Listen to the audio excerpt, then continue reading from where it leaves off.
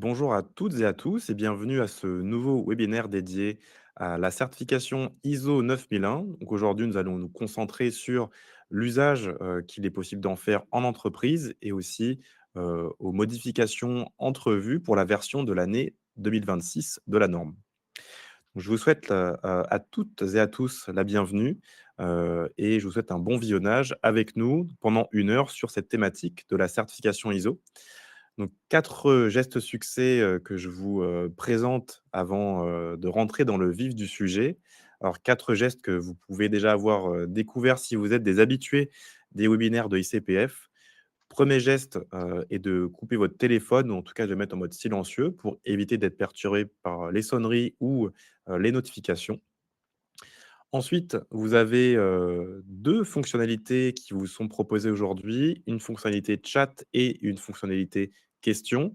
Vous les retrouvez en bas à droite de votre écran pour, échanger avec nous. Donc je vois qu'il y a déjà quelques personnes qui sont déjà en train d'utiliser la fonctionnalité chat pour, échanger avec nous. Donc bonjour à vous.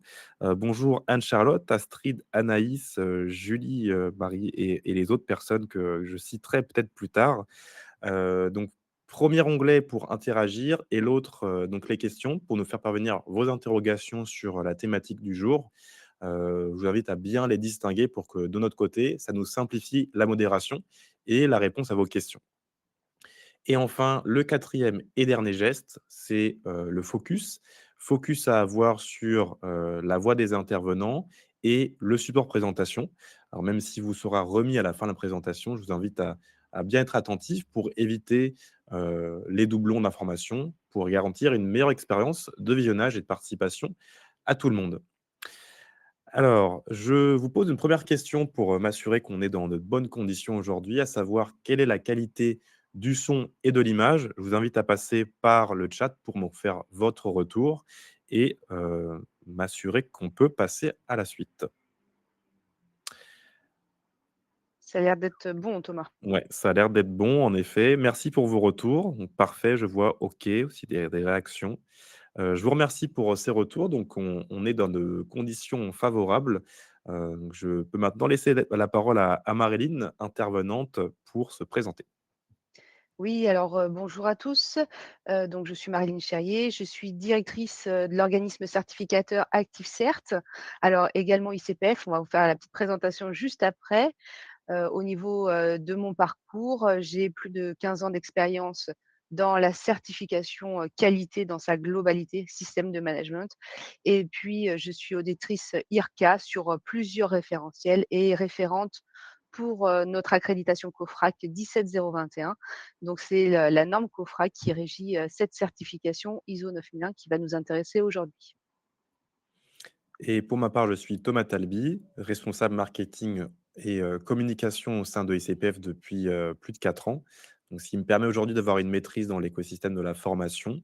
Donc Marline sera présente aujourd'hui pour, à nous donner toutes ses lumières sur, la partie technique de la certification ISO dans le cadre de l'activité de l'entreprise, et j'aurai plutôt le rôle d'animateur, donc là pour vous donner la parole, aux intervenants, aussi à Maryline pour qu'il y ait, vraiment un échange et que vous en ressortiez avec le maximum d'informations possibles pour mener vos démarches, d'obtention, de préparation et de maintien de la certification, dans votre activité.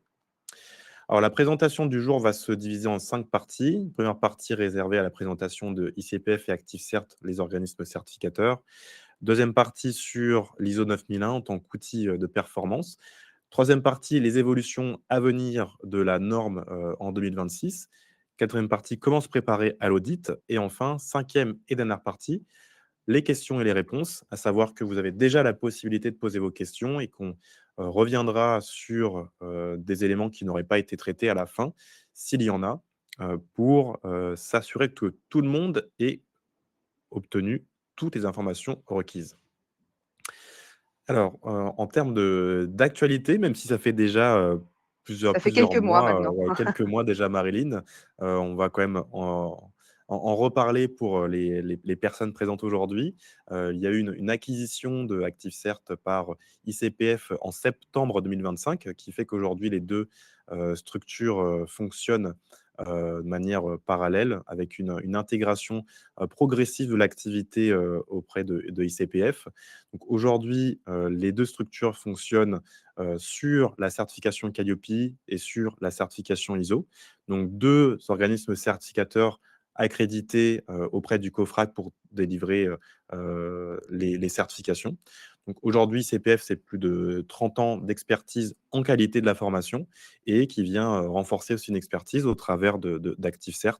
Donc Maryline, si tu souhaites ajouter quelques mots, Exactement. je te laisse le faire. Effectivement, on a allié nos forces en tant qu'organisme certificateur afin de promouvoir auprès de l'écosystème, les 2 certifications, les 2 possibilités de certification, aussi bien la certification Qualiopi au travers du CPF et puis au travers de la certification, système de management qualité, santé, sécurité au travail et environnement avec ActiveCert, avec ce volet également industriel et entreprise, voilà, qui vient compléter l'expérience, d'ICPF. Donc c'est 2 organismes certificateurs, pour, vous accompagner dans vos démarches de certification avec 2 accréditations, complémentaires. Donc aujourd'hui, cette fusion des 2 structures permettent d'avoir un ensemble d'éléments distinctifs, donc dans l'activité que vous n'aurez pas auprès d'autres organismes certificateurs. Donc il y a 5 éléments. Le premier, c'est, la plateforme Noé qui aujourd'hui vous permet de pouvoir digitaliser vos, parcours de certification, de la demande en passant par l'audit jusqu'à l'émission du certificat et le maintien de la certification. Donc c'est un parcours qui, vous fait gagner du temps et vous économise, de l'énergie sur cette activité. Le deuxième point, c'est la compétence technique, dans ce secteur. La proximité territoriale aussi, avec une flotte d'auditeurs, que ce soit auditeurs salariés ou auditeurs sous-traitants qui viennent vous proposer des dates d'audit proches en fonction, surtout de besoins urgents, d'audit. Il y a des cas où, une date d'audit en urgence est un besoin pour l'entreprise pour, assurer, la réponse à un appel d'offres, par exemple, ou préserver des financements ou d'autres problématiques. Donc ça, c'est des situations qu'on sait gérer, grâce, à la plateforme qui vient simplifier votre parcours, mais aussi, c'est cette équipe réactive qui, vous permet de répondre à vos demandes. Le quatrième point, c'est, l'accès au service client, donc au travers du site internet de ICPF, donc certif-icpf.org et aussi la plateforme Noé. Donc un lien avec toute l'équipe qui vous permet de pouvoir expliciter vos demandes, répondre à vos questions. Et enfin, le dernier point, c'est le réseau. Donc un réseau aujourd'hui, qui est renforcé avec ActiveCert, donc c'est, plus de 8 000 organismes et entreprises certifiées entre Qualiopi, ISO et Pro, pour, augmenter le niveau de qualité, dans le cadre de leurs activités. Donc ce réseau-là, vous pouvez y avoir accès de 2 manières, notamment au travers d'événements, donc événements, digitaux comme on le fait aujourd'hui, hein. C'est l'occasion de pouvoir, augmenter votre réseau, networker et 2e type d'événement, c'est des événements, physiques. Donc on organise de notre côté des salons et des événements networking, CPF Networking, où vous pouvez vous rencontrer, vous tenir, à jour de vos activités, effectuer une veille, et entrevoir comment réussir à développer davantage d'activités par la qualité. Alors, c'est le deuxième webinaire qu'on fait ensemble, je crois, Maréline, sur la certification Exactement. ISO et on s'était dit que, pour, entamer, l'échange, il serait pertinent de pouvoir déjà avoir un aperçu, où vous en êtes de votre côté, pourquoi vous vous intéressez à la certification ISO, si vous êtes déjà certifié, en cours ou, même plus loin dans la démarche. Donc vous avez un premier sondage qui, vient de vous être partagé. Vous pouvez y avoir accès en bas à droite de l'écran, donc vous avez une notification dans le raccourci sondage qui est apparu. Je vous invite à y répondre. Donc, où en êtes-vous de la certification ISO 9001? Il y a, 5 choix possibles. Donc je découvre, je me prépare, je suis certifié, je veux tirer plus de valeur ou encore j'accompagne. Alors je vous invite à répondre directement et je vais pouvoir Effectivement, découvrir la c'est liste. important, pour nous d'avoir, votre position. Cela va nous permettre, et me permettre aussi, de pouvoir répondre mieux à vos questions, qui sont, et qui peuvent être un peu différentes en fonction des points de vue et de l'état de préparation, dans lequel vous pouvez être. Voilà, alors Pour l'instant, la majorité, on est plutôt, au stade de la découverte. Donc on a 54 de participants qui découvrent, la certification ISO 9001, 31 qui accompagnent à la certification, 8 au stade de la préparation et 8 aussi au stade, déjà de la certification. Donc D'accord. on est en majorité en présence d'entreprises qui souhaitent, peut-être se lancer dans cette démarche et le reste qui, plutôt, déjà bien avancé dans la démarche ou qui souhaitent, se tenir à jour, je pense, des évolutions de la Réaliser leur norme veille. en vue de Mmh. voilà, en vue de la veille. Merci pour, vos retours. On va maintenant rentrer dans le vif du sujet de la certification ISO. Si vous êtes présent aujourd'hui, vous allez peut-être vous reconnaître dans ces quelques situations qu'on va aborder. Donc aujourd'hui, la certification ISO 9001 peut répondre à, 4 situations principales, en tout cas des attentes ou des préoccupations qui vont se poser, lorsqu'on s'intéresse à cette certification. La première, c'est, de voir la certification ISO comme une norme en plus, qui, viendrait compléter d'autres dispositifs sur lesquels votre entreprise est déjà présente. Donc vous ne voyez pas forcément, la plus-value de, vous lancer dans une nouvelle certification. Le deuxième point, c'est que lorsqu'on entend parler, de la certification ISO, c'est qu'on va tout de suite, penser heu, à une organisation complexe, qui serait plutôt réservée à des entreprises, déjà structurées, des entreprises de voire de centaines de collaborateurs. Le troisième point, c'est que cette certification, en la préparant, en l'obtenant, vous allez devoir maintenir un certain niveau, de qualité au quotidien qui va vous demander une gestion trop importante sur le plan administratif avec une gestion documentaire qui va augmenter. Et le quatrième point, c'est, que, dans votre cas, vous allez chercher une solution de vous démarquer de vos concurrents et vous avez compris que la certification ISO pouvait être une solution, mais vous cherchez à avoir des réponses plus claires pour savoir si c'est vraiment une démarche, adaptée. Donc, je vous invite à réagir aussi, dans le chat, savoir si aujourd'hui vous vous posez des questions, au travers de cette certification. Quelles sont vos préoccupations lorsque, vous pensez à la certification ISO 9001?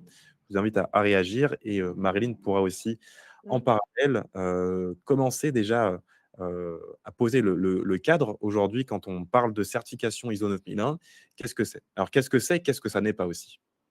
Bah oui, tout l'enjeu de ce webinaire est bien de vous expliquer et de démontrer comment l'ISO 9001 peut être mise en place, dans une structure et quels sont les bénéfices, voilà, qu'on peut, en tirer. Alors je vois déjà, quelques commentaires, dans le chat. Effectivement, je vois, aller à l'international, heu, avoir un plus en tant qu'organisme de formation. Optimiser les processus. Donc voilà, je vais essayer de vous présenter tous les axes, parce qu'il est parfois difficile de prendre du recul, par rapport à une norme pour voir comment la mettre en œuvre de façon efficace et la valoriser aussi, dans, l'utilisation qu'on va en faire de façon quotidienne. Alors, bah, l'ISO 9001, il ne faut pas que ça soit perçu comme une norme documentaire. C'est pas un document de plus, à remplir, une case à cocher de plus.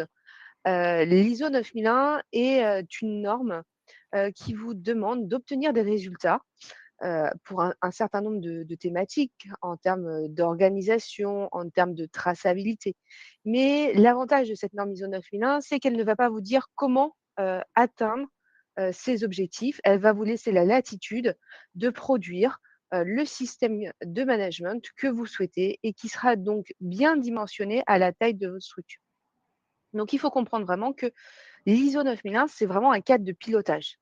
Alors un cadre de pilotage pour qui? Bah, tout d'abord pour la direction, qui va pouvoir définir un cadre, précis dans lequel elle va pouvoir, intégrer toutes ses équipes. Alors ce cadre, il va permettre, alors je vous ai mis quelques éléments, bah, de pouvoir décider, vers quelle orientation, vers quelle stratégie on va pouvoir, se lancer, prioriser, parce que bien évidemment, on ne peut pas, tout faire du premier coup, même si on a beaucoup de bonnes idées. Maîtriser les risques, on va en reparler un petit peu plus tard. La notion de risque et opportunité est une notion qui est maintenant dominante. dans l'ISO 9001 puisque l'objectif est de s'adapter à son écosystème. Et puis, bien évidemment, améliorer les résultats. On va reparler dans quelques temps, de l'amélioration, de la roue d'amélioration continue, du PDCA. Donc c'est un élément, de pilotage. Alors comme je vous l'ai dit, ce système ISO 9001 n'est pas réservé à des grosses structures. Thomas avait fait la petite introduction, sur, effectivement, est-ce que l'ISO 9001, est réservé qu'aux grandes structures de plusieurs, centaines, de salariés. Eh bien non, l'ISO 9001 va s'adapter, heu, au secteur d'activité. Donc, j'ai vu que parmi nous, nous avions des organismes de formation, mais elle s'adapte très bien au service à la personne également. Elle va s'adapter également à l'industrie. Donc l'avantage, c'est que c'est vraiment une norme de management et que vous allez pouvoir dimensionner le système et adapter les moyens en fonction de votre taille. Donc, cette norme va concerner toute l'entreprise avec, un alignement alors stratégique, j'allais finir, sur la direction et donc un alignement stratégique, qui est donné par la direction, ce qu'on va appeler leadership, dans, la norme ISO 9001. Donc cette stratégie, elle est, fournie, elle est communiquée par la direction. On a eu tendance, quand on a traduit la norme ISO 9001 qui est, une norme qui est écrite en anglais, quand on l'a traduit en français, il y a un terme qui s'appelle policy, dans la version 9001 et que nous, on a traduit en politique qualité. Ce terme est un petit peu galvaudé puisqu'en fait, il s'agit vraiment de la stratégie, qualité, stratégie de l'entreprise et ce terme-là, bah, il est important parce que de cette stratégie, on va pouvoir fixer les objectifs de l'entreprise. Les processus, ça va être le découpage de l'entreprise avec des finalités. La finalité, du processus de conception, bah, ça va être de développer, et de maintenir, par exemple, de nouveaux produits ou, de nouvelles offres. Ils vont avoir un processus, peut-être informatique, développement pour, soutenir, les différentes activités. Donc c'est vraiment le découpage de l'entreprise en processus, les activités qui en découlent et puis, bah, pour piloter, il nous faudra, bah, bien évidemment des indicateurs. Donc cette stratégie, elle est importante parce qu'en fait, c'est la première étape de mise en place, d'une certification ISO 9001, déterminer son périmètre et puis, bah, savoir quelle est la stratégie de l'entreprise en fonction de son contexte, en fonction des parties intéressées. Les parties intéressées, c'est tout l'écosystème interne et externe. En interne, vous allez avoir, les salariés, vous allez avoir aussi, bah, les personnes qui gravitent de façon très proche, les clients, les fournisseurs et puis, les parties intéressées de second niveau, vous allez avoir, bah, peut-être, la ville dans laquelle vous allez être puisqu'elle va gérer les infrastructures qui vont permettre à vos clients d'accéder à votre entreprise. Vous pouvez avoir, bah, des collectivités, vous pouvez avoir, bah, des ministères, hein, si on fait le lien avec la formation, professionnelle. Le 3e axe, bah, c'est l'orientation client, bien évidemment, hein, comprendre quelles sont les préoccupations de votre client et de votre marché et son évolution et puis, bah, tout ça vous permettra de définir votre stratégie, la politique et puis enfin les objectifs. Alors, il y a aussi, dans cette, application enfin, le respect de la norme, une dimension, risque, opportunité. Comment ça se traduit, en fait, dans l'application de cette norme? Alors en fait, l'objectif de l'ISO 9001 et ça faisait partie de la dernière révision de la norme, alors on parlera de la 2026 un petit peu plus tard, mais dans la dernière version de la norme de 2015, il y a vraiment cette notion de risque et opportunité qui est arrivée. L'objectif, c'est que l'entreprise, alors la direction, hein, prenne le recul nécessaire pour voir l'évolution de son écosystème et qu'elle puisse identifier, bah, tous les risques, tout ce qui pourrait faire que demain, l'activité n'existerait plus. Par exemple, on peut parler du réchauffement climatique. Vous êtes dans une entreprise, qui va, je sais pas, commercialiser, des fruits et des légumes. Je vais essayer de prendre un exemple très, très simple. Le réchauffement climatique, bah, ça a peut-être influencé, c'est vraiment un risque sur, votre marché ou les épices, par exemple, une société qui va vendre et commercialiser des épices, voilà, il peut avoir, bah, des risques sur son activité. Les risques, si je fais un autre exemple par rapport au monde de la formation professionnelle, ça peut être également, bah, l'évolution de la réglementation, les financements. ça peut être un risque que l'entreprise, c'est pas l'entreprise qui va le maîtriser. Par contre, elle doit veiller pour identifier, bah, tout ce qui pourrait avoir un impact sur son activité. Et puis, bah, pour autant, il faut aussi qu'elle identifie, bah, toutes les opportunités. C'est tout ce qui va faire que l'entreprise, elle sera encore là demain. Qu'est-ce qu'elle va devoir, bah, anticiper pour, bah, continuer à évoluer? On peut, très simplement faire le lien avec, l'arrivée de l'IA. Quel que soit le type d'entreprise, l'IA aujourd'hui, bah, se développe, et est un outil, à disposition des entreprises. Donc ça, typiquement, c'est une opportunité. Un nouveau marché qui se crée, est une opportunité. Donc voilà, c'est important et l'ISO 9001, bah, voilà, on pilote par les risques, on a souvent peur, mais il faut aussi, prendre le temps de voir toutes ces opportunités, qui vont permettre à l'entreprise de se développer. Alors vous avez j'ai vu dans le chat, il y avait une question d'international. Oui, l'international, parler plusieurs langues, par exemple, si l'objectif, et les opportunités, c'est de se développer à l'international, bah, la mise en place d'actions permettant de prévoir ce développement à l'international comme, avoir du personnel qui parle plusieurs langues, bah, fait partie, de cet outil de l'ISO 9001 qui va vous permettre de faire une évaluation risque et opportunité. Alors, on a, une question dans le chat qui pourrait peut-être faire la transition avec, cette slide sur, l'aspect de la certification. Donc c'est une question qui avait été posée par, Astrid qui Mmh. demande: «Que répondre aux collègues qui disent, à un responsable qualité qu'ils ont un travail qu'ils n'ont pas le temps de passer, qu'ils n'ont pas de temps à passer pour les démarches ISO?» Et est-ce que, enfin, il y a une question aussi, que je me pose, c'est généralement, cette démarche ISO, elle est impulsée par qui dans l'entreprise? Est-ce que c'est du côté, du référent qualité, plutôt de la direction? Comment ça se passe? Alors, bah, cette démarche, elle peut arriver, par plusieurs endroits, en fait. Elle peut arriver, bah, d'une direction, qui va demander à ses équipes de travailler sur l'ISO pour se structurer. Parce que ça peut être un outil de structuration, quand une société a quelques années et que, bah, par exemple, le patron souhaite structurer parce que la société grandit vite ou parce que, par exemple, il compte, bah, passer la main ou céder sa société parce que dans quelques années, il prendra sa retraite. C'est un élément de structuration.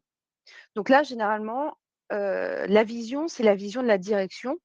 Alors je comprends à travers la question, qu'effectivement, le responsable qualité est des fois un petit peu malmené parce qu'il a une vision transverse et l'ISO n'est pas toujours, la première activité qui va être menée par ses collègues. Je pense que le plus important, c'est d'identifier pourquoi on a mis l'ISO 9001 dans l'entreprise. On parlait d'appel d'offres tout à l'heure. Est-ce que c'est, la direction qui a demandé parce que c'est un outil de structuration et parce que la société grandit vite? Est-ce qu'on le fait pour répondre aux appels d'offres du client? Donc là, concrètement, bah, les collègues vous disent, qu'ils n'ont pas le temps, mais oui, mais il faut répondre aux besoins du client. La satisfaction est le premier élément, qui est demandé, par la norme ISO 9001. C'est management de la qualité pour la satisfaction des clients. C'est pour ça qu'on met en place l'ISO 9001. Donc ça peut être un élément. Et puis aussi, bah, l'ISO, c'est ce que je vous disais, c'est pas un papier de plus. Normalement, l'ISO, c'est un outil qui doit permettre de collecter les informations et de faire la traçabilité des différents éléments que vous avez besoin. Et il doit aussi permettre aux équipes, bah, de simplifier leur travail, notamment parce qu'on ne va pas ressaisir plusieurs fois l'information ou alors on va retrouver facilement l'information. Donc, en fait, l'objectif, c'est de pouvoir s'adapter aux personnes qui vont vous poser ces questions-là pour savoir, bah, quel est l'intérêt pour eux, en fait. Qu'est-ce que ça leur apporte, heu, de mettre en place cet ISO? Est-ce que, bah, ils n'ont pas le temps parce que le tableau est trop compliqué, il est chronophage? Je vous rappelle que l'ISO, n'impose pas d'outils particuliers. Oui, il y a quelques documents qui doivent être formalisés, mais elle ne dit pas si c'est, un document en ligne, si c'est un papier, si c'est il y a la forme n'est pas imposée. Donc peut-être que cette question-là, Astrid, est à retravailler sur, heu, comment est-ce qu'on demande aux personnes et sur quel support on va vous demander de travailler? Et ça dépend surtout aussi du besoin de l'entreprise. Est-ce qu'il y a un Mmh. projet, sur lequel l'entreprise doit se positionner? Est-ce que c'est plutôt une attente de la direction pour, réajuster, l'activité par rapport aux besoins du client? Ça va dépendre, de ce que je comprends de quel est le point de départ avant d'arriver, à l'obtention de la certification. exactement, c'est exactement ça. Il faut vraiment, essayer, voilà, quand on est face à des difficultés de mise en place, vraiment de retrouver, bah, l'intérêt. Quel est l'intérêt et de prendre le recul nécessaire parce que c'est vrai que c'est pas toujours évident de prendre le recul nécessaire sur, bah, à quoi va nous servir, cette certification. Alors est-ce que tu avais terminé sur cette slide, Marilyn? Alors, oui, sur le levier Oui. managérial, alors effectivement, je pense que l'objectif, c'est d'utiliser le bon vocabulaire. On sait qu'en tant que responsable qualité, il faut utiliser aussi un vocabulaire. Alors déjà vulgariser le vocabulaire parce que, toutes les personnes à qui on va s'adresser, bah, ne comprennent pas forcément le vocabulaire et puis aussi, ne pas avoir l'impression d'être un inspecteur des impôts. On n'est pas là pour ça. On est vraiment là pour contribuer au bon fonctionnement de l'entreprise et de s'assurer, bah, si quelqu'un est absent, tout simplement, bah, qu'on puisse prendre le relais. La personne est malade, la personne, est partie, voilà, de s'être être sûr qu'on va pouvoir continuer à faire de la traçabilité des éléments. Donc c'est le rôle du manager. Alors Alors je vois qu'il y a plusieurs questions, je ne sais oui. pas si Thomas tu veux, On va en prendre une, maintenant. On va les prendre au fur et à mesure pour pouvoir alterner entre le mmh, support et les questions posées par les participants. J'ai vu, la question de Séverine. Donc: «Bonjour, comment gérer l'ISO 9001 et d'autres référentiels?» exemple, évaluation externe des établissements médico-social ou autres normes ISO. Par exemple, sans multiplier les démarches et les SMQ. alors, bah, je peux répondre, à Séverine assez facilement parce que je connais bien la certification des établissements médico-sociaux et puis également l'ISO 13485. Alors les normes ISO, je ne suis pas sûre que ce soit dans ce support-là, il l'était dans notre précédente, présentation, mais les normes, ISO de management, maintenant, ont une structure commune. Alors je sais que la 13485 n'est pas encore sous la structure commune. L'objectif, c'est de pouvoir faire des systèmes intégrés. Alors je sais que c'est souvent, plus facile, à dire qu'à faire. Pour y arriver, l'objectif est de synchroniser et d'utiliser les différents outils pour ne pas les démultiplier parce que sinon effectivement, ça devient très, très lourd. Dans l'évaluation, des établissements, médico-sociaux, il y a des parties, qualité. Quand on va parler, des feuilles de route qui sont données, ça peut être assimilé à une politique. En fait, il ne faut pas s'arrêter aux termes que va vous demander une norme. Et vous pouvez être très bien en mesure, lors d'un audit, d'expliquer, à l'auditeur que la politique, c'est ce document-là. Il n'y a pas forcément besoin qu'il y ait marqué politique qualité en haut. Il faut que, voilà, ça vous parle parce qu'une politique qualité, dans une structure médico-sociale, bah, ça a pas forcément un terme particulier, ça va pas forcément vous parler. Donc comment, gérer plusieurs normes ensemble? Essayer de trouver vraiment les points communs pour ne pas démultiplier les supports, parce que déjà vous aurez du mal effectivement à mettre tous vos collègues autour de la table si, tous les supports sont démultipliés et peut-être rassembler les temps. Dans les différentes normes, on va avoir des revues de direction, donc des bilans à faire. Vous pouvez très bien, faire un seul bilan dans lequel vous allez utiliser, bah, tous les sujets. Donc voilà, à vous de déterminer les outils, qui vont vous permettre de coordonner et de limiter, bah, les réunions ou les supports aussi. En tout cas, s'il y a bien un outil qui est commun à toutes ces normes, c'est, l'amélioration continue, donc Mmh. la roue de Deming, dans l'amélioration continue. Donc quels sont les principes essentiels qu'on retrouve dans ce fonctionnement?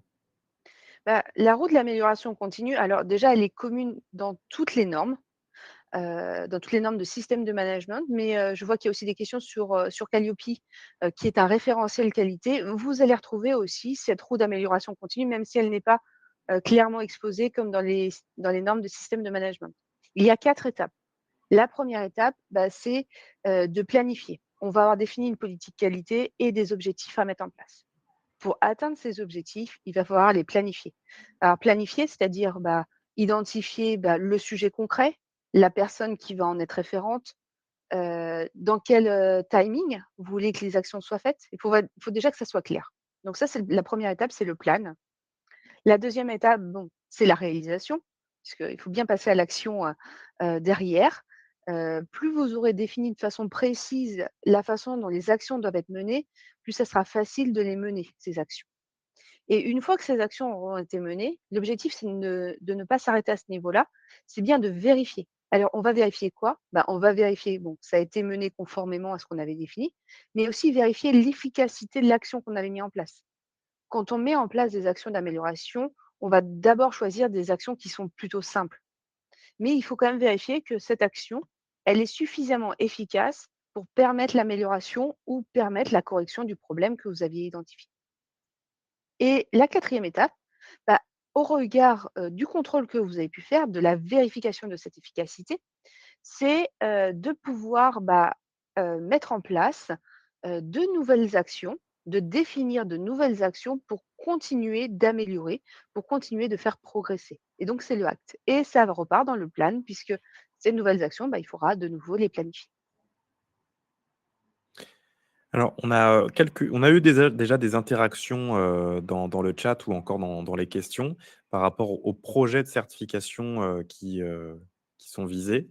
Donc l'expérience de ICPF et d'ActiveCert, nous avons identifié, 7 pardon, raisons, majeures qui amènent à un projet de certification ISO.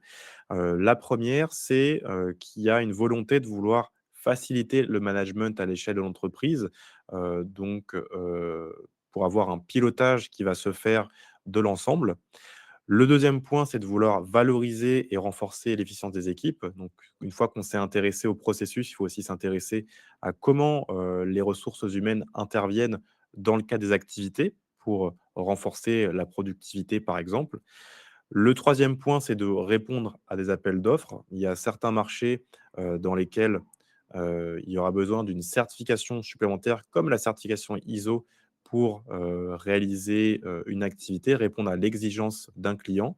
Hem 4e point, c'est de créer de nouvelles opportunités d'affaires, notamment avec des grands comptes.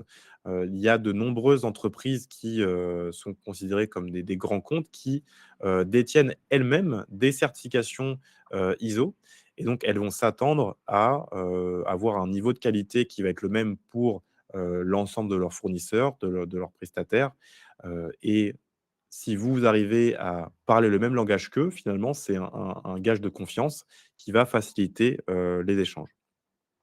Le cinquième point, c'est de viser, l'international. C'est le point fort d'une certification ISO, c'est qu'elle est reconnue dans le monde entier. Donc lorsqu'une, entreprise est certifiée ISO, vous savez que la portée va être reconnue, dans tous les pays. On n'est pas seulement sur une norme qui va être reconnue qu'en France, et donc ça offre l'avantage de vous exporter si votre activité le permet et pourquoi pas l'envisager, à l'avenir. Le sixième point, c'est d'avoir un axe de différenciation. On peut le voir souvent, quand, un même, dans un même secteur, toutes les entreprises vont se positionner sur, des certifications équivalentes, que ce soit en informatique, que ce soit en qualité de la formation ou, dans d'autres secteurs. Parfois, vous recherchez un signe distinctif supplémentaire que vos concurrents n'ont pas et qui vont vous faciliter, le business dans la reconnaissance par vos clients, dans la notoriété. Et le septième point, c'est, de renforcer la satisfaction.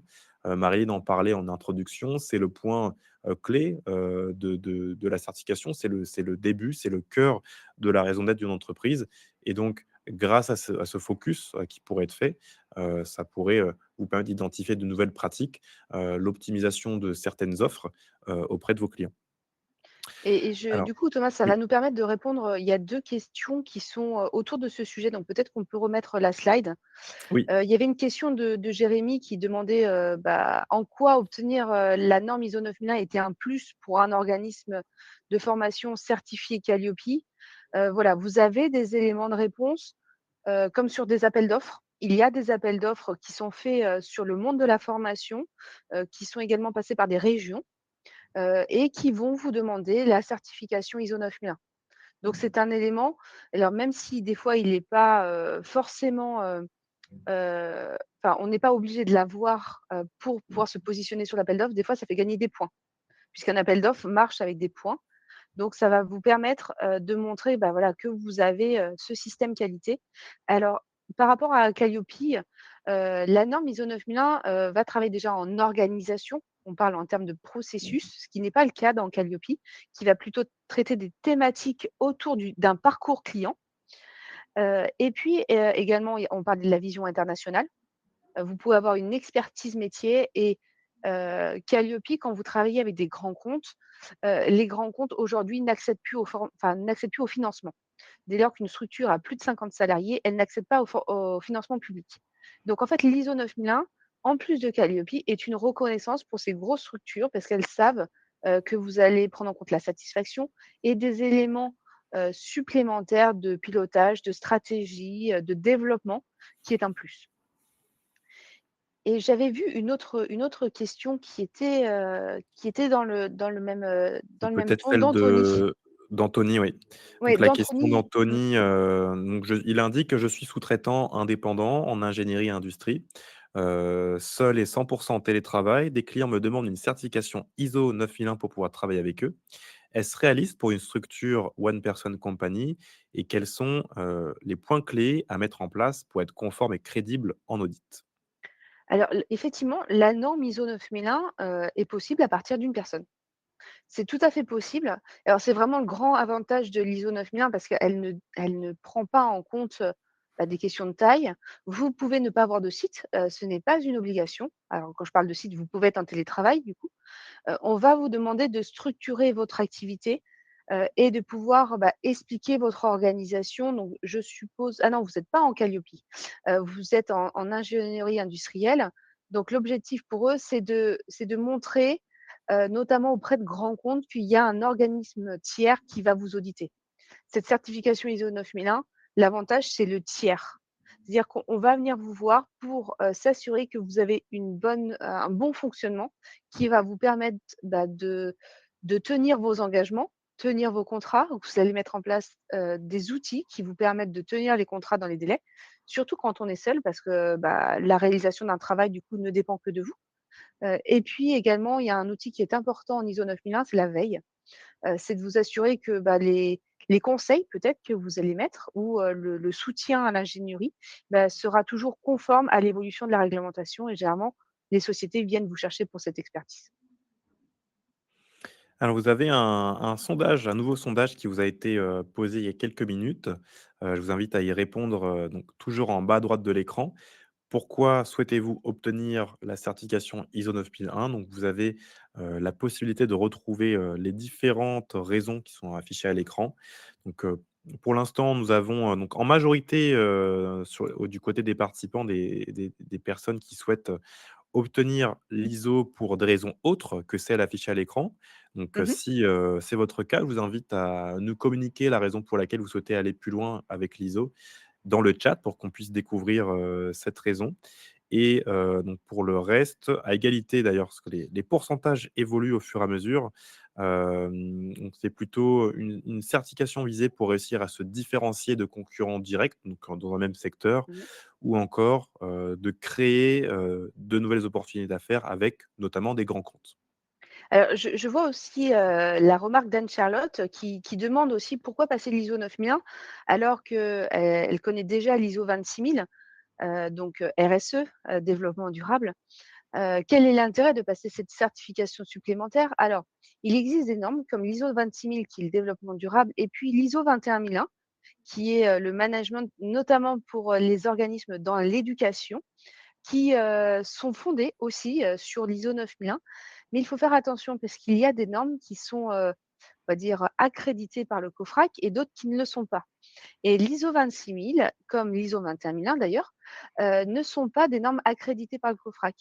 Donc c'est-à-dire que quand on est accrédité par le COFRAC, nous aussi, en tant qu'organisme certificateur, nous sommes soumis à des règles, de calcul, de temps d'audit, des règles de travail, et de contrôle, des certifications qu'on va délivrer, mais aussi de compétences sur les personnes qui vont vous réaliser les audits.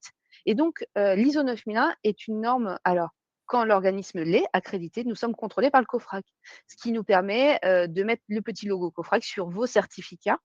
Et ce petit logo, on parlait de l'international, il est aussi important puisque, depuis 2024, il existe une base internationale qui est la base IAF, sur lequel on peut retrouver toutes les sociétés qui sont certifiées ISO 9001. Donc voilà, vous souhaitez, vendre ou faire reconnaître votre expertise. Dès lors que vous êtes certifié, vous vous retrouvez sur cette base internationale. Donc ça, c'est vraiment une nouveauté, de fin 2024. Donc ça fait un peu plus d'un an maintenant que nous le mettons en place. Alors on a abordé différents aspects de la certification ISO 9001 pour, faire un résumé avant de passer dans les détails de la version 2026. L'ISO 9001, qu'est-ce que c'est, concrètement en 6 points? Bah, en 6 points, comme je vous l'ai dit, c'est une organisation structurée. Le terme de processus est vraiment quelque chose qui est vraiment un terme qui est transversal dans toute la norme. Donc c'est une organisation d'entreprise autour de finalités et de contribution au bon fonctionnement de l'entreprise. Après, l'ISO 9001, c'est aussi un tabouret à 3 pieds. J'aime bien cette image puisque pour avoir une certification ISO 9001, il faut respecter la norme ISO 9001. Il faut respecter ses propres procédures, ses propres engagements, mais aussi respecter la réglementation qui vous est applicable. On ne peut pas prétendre à une certification ISO 9001 si déjà de votre côté, vous savez que vous n'êtes pas en règle avec la législation française, européenne ou la législation qui vous incombe. Le 3e point, c'est l'amélioration continue, puisqu'une société, elle doit toujours, continuer à avancer, pour, continuer à vivre et à s'adapter à son écosystème. Maîtriser ses activités. On parlait d'indicateurs notamment pour savoir si on est performant ou pas et pour pouvoir, mettre les moyens nécessaires quand il y a besoin de rectifier le tir. Cette certification ISO 9001, je vous parlais, d'un contrôle par un organisme tiers, donc un contrôle, un audit par un organisme certificateur. Donc c'est-à-dire que vos clients, quand ils vous demandent une certification ISO 9001, ça, leur permet de ne pas venir vous auditer parce qu'ils savent que cet organisme certificateur est un organisme sérieux et qui est lui-même contrôlé par le COFRAC. Et puis la visibilité internationale à travers la base IAF. Alors on l'a vu en introduction, bon déjà pour, l'aspect, évolution, les normes ISO, c'est des normes qui évoluent, par cycle. Elles sont mises à jour, en fonction des évolutions qui vont être constatées, des remontées qui vont être faites. Donc actuellement, la version actuelle, enfin, je me répète, la version actuelle de la norme est en cours de révision. Il C'est y ça. a, 7 axes principaux qui devraient être, revus sur la norme 2026. Donc Oui. pour, informer, les participants qui seraient peut-être déjà, certifiés ou qui accompagnent, qui font leur veille, quels sont les axes pressentis de l'évolution de la norme? Alors avec les différents drafts, alors on parlera du calendrier juste après, il y a 7 thématiques principales, tout ce qui est la partie culture, qualité et éthique. Donc c'est vrai que le leadership est quand même une version, alors on ne parle plus, d'engagement de la direction, hein, depuis 2015, mais bien de leadership. Donc on a un soutien, hein, de la direction, du leadership à l'intérieur de cette entreprise, mais aussi une dimension qui est plus éthique. On va vers cette vision-là. Et puis, une posture aussi, culture qualité qui est, quand on parle plus transversale, c'est-à-dire que toutes les personnes dans l'entreprise, quel que soit leur niveau, doivent, connaître en fait quels sont les points principaux que l'entreprise s'engage, de mettre en place dans cette démarche, de système de management de la qualité. Le deuxième point, c'est la partie risque et opportunité. On en a parlé. L'ISO 9001 continue la voie, déjà donnée en 2015 sur, cette vision risque et opportunité. Souvent les entreprises avaient un peu de mal à distinguer. On voyait, toutes les opportunités en interne, les améliorations possibles, mais en externe, on avait un peu de mal à faire la distinction avec les risques. C'est vraiment ce qui peut impacter négativement le business en fait et les opportunités, ce qui va permettre à l'entreprise de se développer. Donc là, il y aura une distinction plus nette dans cette nouvelle version. Comment anticiper, on parle de résilience, comment anticiper les ruptures? Alors, c'est comment suivre l'évolution du contexte et comment ça peut impacter notre système et donc, prévoir, le plan B en fait, prévoir le plan de continuité.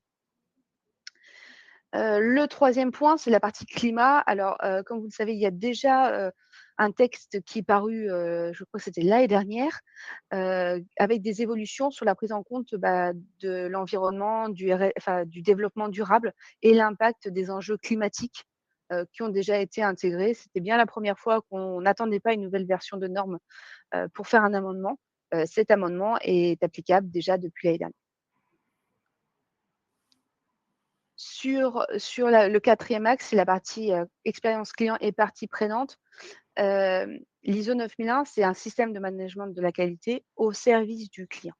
Donc on remet vraiment le client, au centre, de ses préoccupations. On parle notamment plus clairement de satisfaction client et puis aussi d'engagement envers les parties intéressées. C'est-à-dire que les parties intéressées, c'est bien de pouvoir les identifier. Après, c'est comment, on identifie les besoins, parce que ça peut avoir un impact sur l'activité, hein, mais aussi sur quoi on peut s'engager. Le 5e axe, c'est la partie, bah, technologie émergente et digitalisation. Celui-là, voilà, on l'a déjà vu arriver. C'est l'impact, notamment de l'IA, mais plus généralement de la digitalisation de la qualité, de l'automatisation. Alors là, l'ISO 9001 se met à jour, hein, puisque, bah, depuis 2015, les outils ont quand même beaucoup évolué. Les fournisseurs, bah, de services aussi, hein, ça va de fait avec. Le 6e point, c'est la partie connaissance organisationnelle. Alors, ce terme, est souvent mal compris en entreprise. La connaissance organisationnelle, c'est toutes les connaissances qui appartiennent à l'entreprise, c'est le savoir-faire. C'est comment on va capitaliser sur ce savoir-faire, pour permettre à l'entreprise, bah, de conserver, de tracer. On sait qu'on commence à avoir, bah, des départs à la retraite. On va avoir une vague de départs à la retraite avec des savoir-faire qui sont quand même très importants, notamment dans nos industries et c'est comment on va faire en sorte, bah, de capitaliser sur le savoir de l'entreprise pour le conserver, dans le temps. Et le 7e point, bah, c'est on continue à travailler alors l'annexe SL, c'est, la trame en 10 chapitres, qui définit, bah, les 10 chapitres qui sont communs maintenant à toutes les normes ISO. Alors l'ISO 9001 l'avait déjà. L'ISO 14001 s'était aligné, en même temps que l'ISO 9001 et l'ISO 45001 qui est santé sécurité au travail, s'était aligné, je crois 2 ans après, sur cette annexe puisque, tout à l'heure la question a été, bah, comment on fait, pour faire des systèmes intégrés? Bah, l'ISO 13485 s'est pas aligné sur cette annexe SL, donc c'est vrai que des fois c'est difficile de s'y retrouver pour des fois des exigences qui se ressemblent. Donc un point sur, cette structure et puis aussi une harmonisation de certaines définitions qui avaient besoin d'être mises à jour. Et en termes de planning, où est-ce qu'on en est exactement par rapport à cette Alors, nouvelle version de la norme? effectivement, l'année dernière, nous avons eu, bah, le draft, qui a été mis en consultation publique. Là, en début 2026, bah, il y a l'intégration, bah, de tous ces retours, parce qu'on a pris en compte les remarques, bah, des utilisateurs, aussi bien, bah, des personnes qui vont utiliser la norme, mais aussi des industriels. On devrait avoir alors, on l'espère d'ici de la fin de l'année, la publication de cette nouvelle version, 2026. Bien évidemment, pas d'inquiétude à avoir. La transition, normalement, se fera sur 3 ans correspondant à un cycle. Donc ça vous laissera le temps de mettre en place, les modifications qui ont eu lieu. C'est-à-dire que si vous avez un audit sur fin 2026 ou même 2027, vous aurez toujours la possibilité de passer l'ISO 9001 sur la version 2015 ou de passer l'ISO 9001 sur la version 2026 si vous êtes prêt. Mais bon, il faut attendre la publication de la norme. Merci Marilyn pour, cette présentation. Donc on va maintenant passer, à la partie, préparation, partie 4, comment assurer la préparation, à l'audit. Alors on a 2 questions qu'on va garder pour, après cette partie. Donc notamment, sur l'aspect préparation, il existe aujourd'hui donc, plusieurs solutions, disponibles auprès, de certificateurs, auprès d'accompagnateurs. Si on fait le parallèle avec, notre activité de certification, notamment sur, Calliope, l'accompagnement, ce n'est pas, quelque chose qui peut, répondre à tous les besoins. Nous, on le voit notamment, les clients qui obtiennent la certification arrivent à se préparer seuls, donc à 86 des cas et lorsqu'on fait le parallèle avec l'ISO, il y a une possibilité qu'on retrouve aussi, c'est, celle du pré-audit, donc l'audit à Mmh. blanc qui vous permet notamment d'avoir, une première expérience de ce qu'est l'audit ISO 9001 avec un auditeur qualifié, un auditeur qui, va avoir l'expérience de, vous immerger dans ce que va être un audit initial. Ce sont les mêmes conditions. Donc là, vous aurez la possibilité de prendre un nombre d'heures, à choisir pour faire un focus sur, certains indicateurs, et ce pré-audit, vous permet vraiment de vous, mettre en condition, de prendre confiance et d'identifier, là où vous aurez potentiellement besoin d'apporter des ajustements avant, l'audit, initial. C'est effectivement un bon outil pour les équipes, parce que ça peut être un enjeu qui peut être stressant. Voilà, de rencontrer l'auditeur déjà, des fois ça permet de démystifier un petit peu, l'exercice et puis, de préparer, c'est comme un exercice de préparation, heu, avant cet audit officiel, ce premier audit initial. Donc ce pré-audit, il ne peut se faire qu'avant un audit initial, on ne peut pas le faire en cours de cycle, hein. Il n'a pas vocation à remplacer les audits internes, qu'une structure peut mettre en place, mais c'est vraiment un exercice, un état des lieux, un instant T, qui vous permet, de passer vos processus, en revue, suivant les exigences de la norme avec, un auditeur compétent.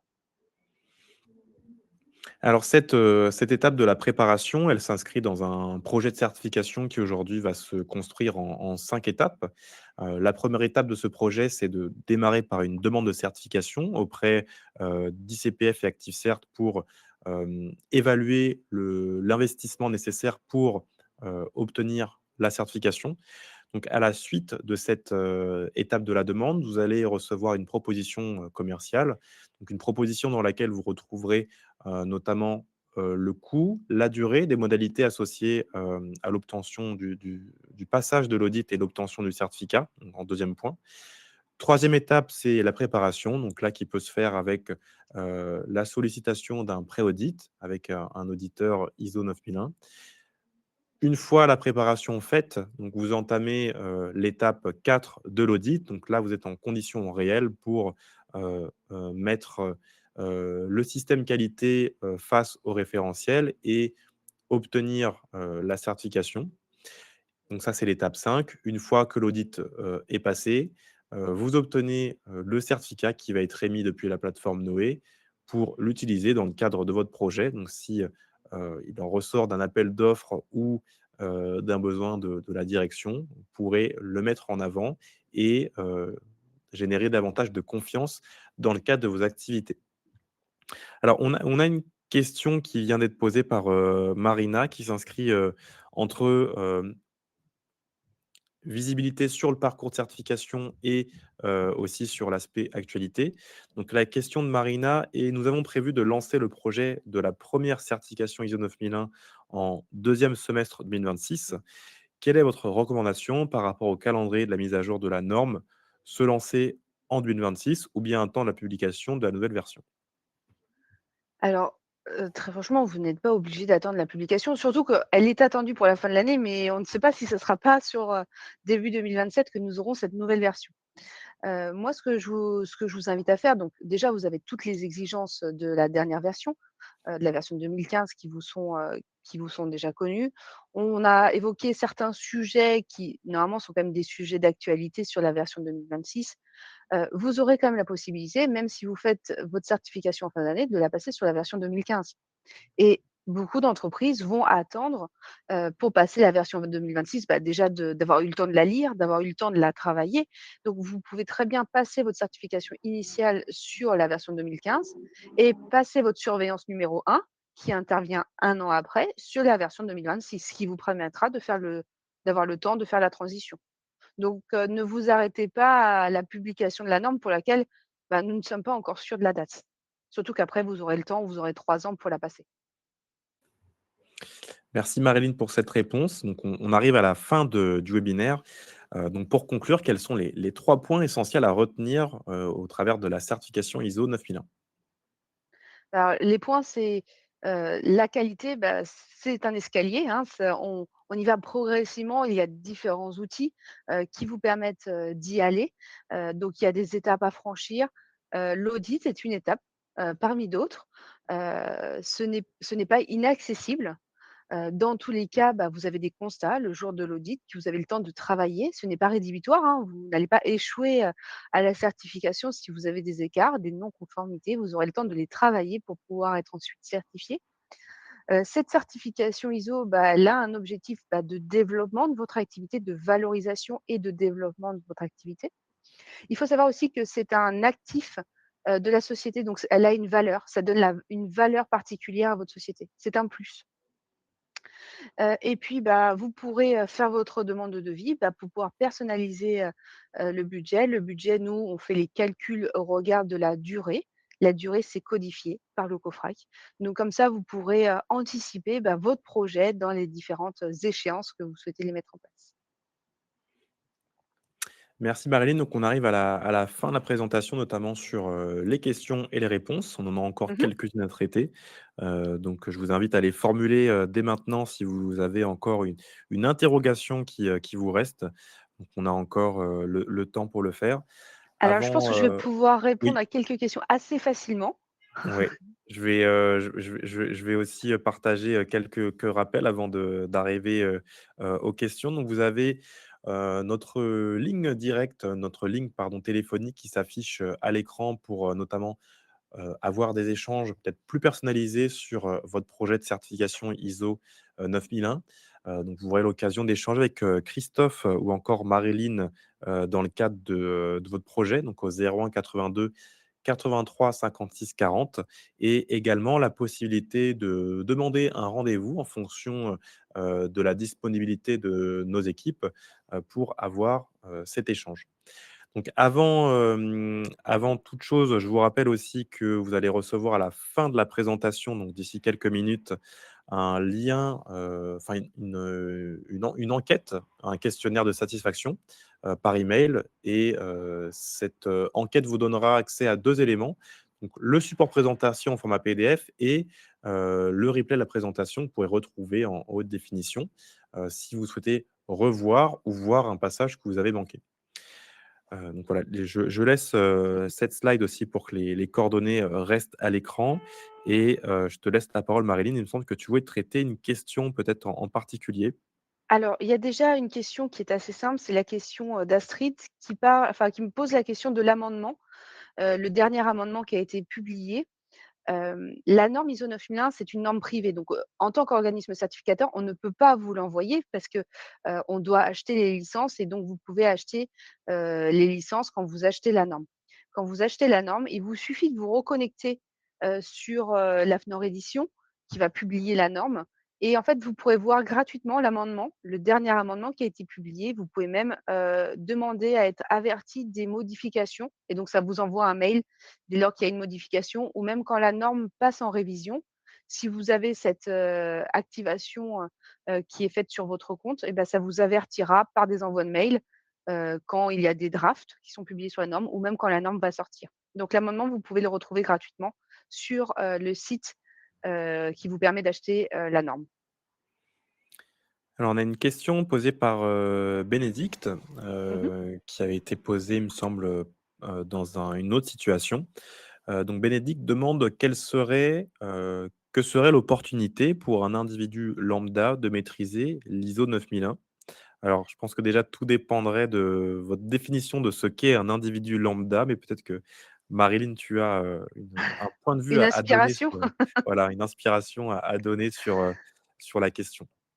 Alors, l'ISO 9001, comme je vous l'ai dit, c'est un élément de structuration. Donc connaître l'ISO 9001, ça vous permet, de savoir comment structurer une société, comment structurer une activité. Il y a des termes, qui sont intéressants. On parle de politique, d'objectifs, d'indicateurs, de processus.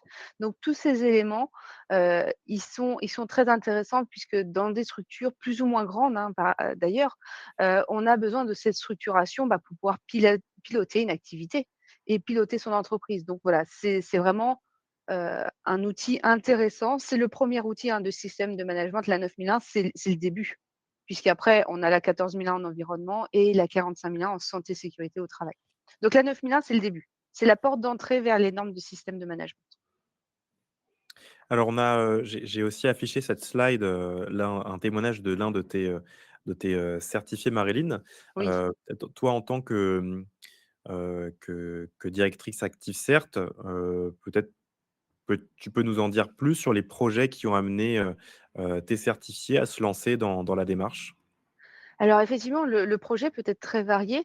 La société pour lequel, bah, vous avez un retour, Silicom qui s'appelle aujourd'hui, Nevera, qui est une société, d'informatique et de protection informatique. Donc vous voyez, c'est quand même le sujet, du moment, hein, la protection informatique. et cette société grandit. Alors grandit vite, puisqu'elle rachète d'autres structures, qui ont, des spécialités, en protection informatique et la mise en place de la certification 9001 était importante pour elle parce que, d'intégrer de nouveaux collaborateurs ou d'intégrer de nouvelles, sociétés dans son organisation, lui permettait de dire: «OK, on va pouvoir tous communiquer de la même façon et on va pouvoir tous, se parler et organiser nos activités». Donc ça, c'est voilà, c'est un projet. Si je parle, de la serrurerie avec les petits bonhommes, le petit logo, eux, c'est un autre sujet, c'est, de la ferronnerie d'art et donc ils répondent à des appels d'offres, de mairies notamment, pour pouvoir, vendre, des carport. Alors c'est des protections pour, vendre, même de notre côté, du côté de Marseille, voilà, des éléments, visuels avec, des sculptures, dans du métal. Donc voilà, ça dépend de la société et ça va dépendre de son utilisation, tous les jours. Mais au travers ce témoignage, je veux vous dire qu'on peut bien vivre cet audit. C'est vraiment un outil et l'objectif est d'en ressortir aussi. On a cette opportunité en ISO 9001 de parler d'opportunités d'amélioration. Donc l'auditeur fait des constats par rapport à la norme, mais il vous partage aussi son expérience. Alors on ne fait pas de conseils, mais pour autant, on peut partager des opportunités d'amélioration, liées à nos retours d'expérience. Alors on a encore 2 questions dans le stock. Une question de Rita. L'IAF interdit l'obligation de la certification des systèmes contrairement à la certification de produits. Comment se fait-il que la certification Qualiopi de système soit obligatoire en France? Et bah, pour Qualiopi, en fait, c'est vraiment une norme qui est, française, hein, franco-française là pour le coup et en fait, c'est pas vraiment une norme, c'est un référentiel et c'est pour ça que, nous ne sommes pas sur un système de management, mais bien sur un système de produits, tout simplement parce qu'elle donne accès au financement public et donc c'est le moyen, qu'a le gouvernement français, pour réguler et pour faire contrôler les organismes qui vont demander pour, leurs bénéficiaires, des financements publics. Donc ça, c'est vraiment quelque chose qui est différent. Dans d'autres pays européens comme en Allemagne aussi, il y a des référentiels qui sont propres à chaque pays, mais il n'y a pas d'harmonisation parce que la norme ISO 9001, ça reste une démarche volontaire. Elle est volontaire. Les entreprises, alors le font de façon plus ou moins volontaire parce que quand un de leurs clients leur demande, ils ont le choix ou pas, hein, de faire affaire avec ce client et de passer sa certification ISO 9001.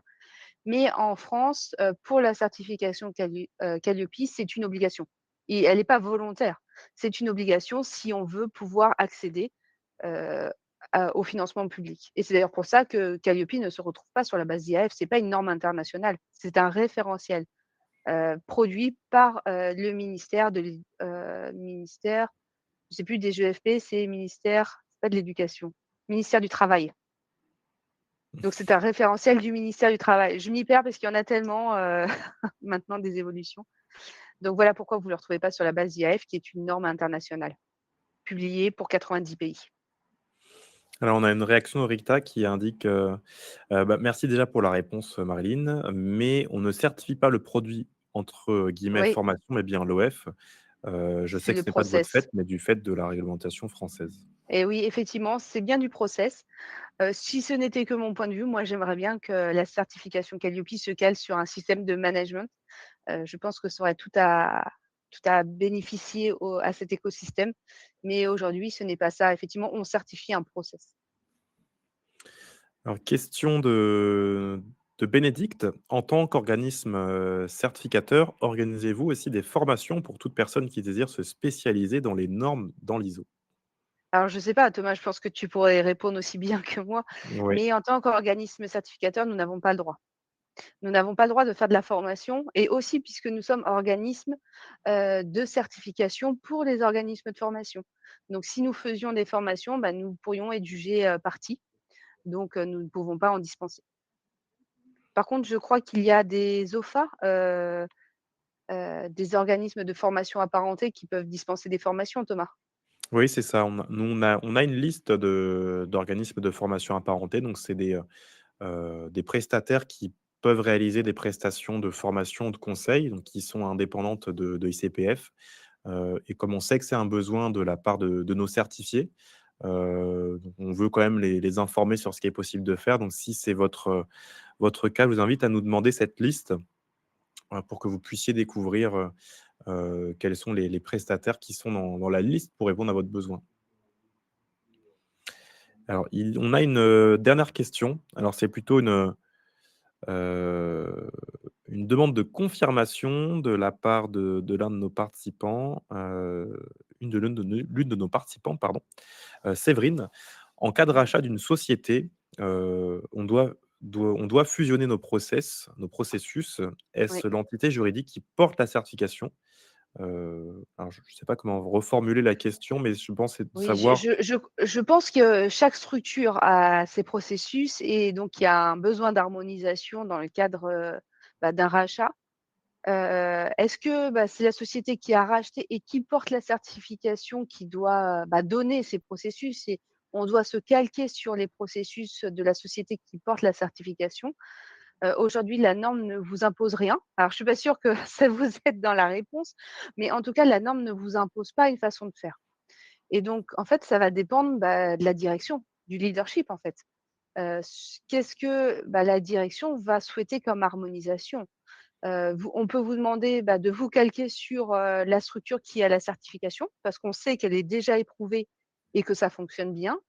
Vous pouvez très bien mettre en place un mixte, ou faire évoluer, ce qui existe déjà pour, harmoniser les pratiques, ou même utiliser, les pratiques de la structure qui aurait été rachetée parce qu'elle a, une vision différente, une vision innovante. Rien n'est écrit dans ce sens. Vous n'avez pas d'obligation, mais la réponse, vous l'aurez sûrement auprès de la direction, auprès du leadership qui va, imposer sa vision des choses et qui va avoir, peut-être, être plus rassuré avec, un système déjà éprouvé par la certification. Merci Maréline pour, cette réponse. Donc c'était la dernière question que nous avions. Donc on va mettre un terme à la diffusion. Je vous remercie d'être, restés jusqu'à la fin, d'avoir, posé toutes vos questions. Ça nous a permis de pouvoir, éclaircir, je pense, la compréhension de tout le monde sur, la certification, ISO, notamment pour, les participants qui en sont au début, de la démarche, qui sont vraiment en découverte de la certification, qui souhaitent se lancer prochainement, dans cette démarche. Donc je vous encourage à le faire pour répondre à vos objectifs, gagner, en performance et aussi en maîtrise des processus. Donc c'est essentiel dans le pilotage des activités. Je remercie aussi Marilyn d'avoir été présente pour, ton expertise, en ISO et je te laisse d'ailleurs rajouter quelques mots, avant Moi, de je mettre voulais un vous terme à dire cette présentation. moi, je voulais vous dire, on va mettre en place avec Thomas, ce rendez-vous mensuel, pour, nous permettre d'échanger avec vous sur la certification ISO 9001. Donc n'hésitez pas à revenir sur, nos prochains rendez-vous et puis, n'hésitez pas aussi à diffuser, ce webinaire, enfin, cette organisation que nous allons mettre en place de façon à ce que nous soyons, plus de participants et donc, partager, vos interrogations et puis vos besoins. Pour cet écosystème, de certification de normes de management. Merci Marilyn, merci, à tous et je vous souhaite, à bientôt. Bonne fin de journée. Merci beaucoup, à bientôt. Au revoir.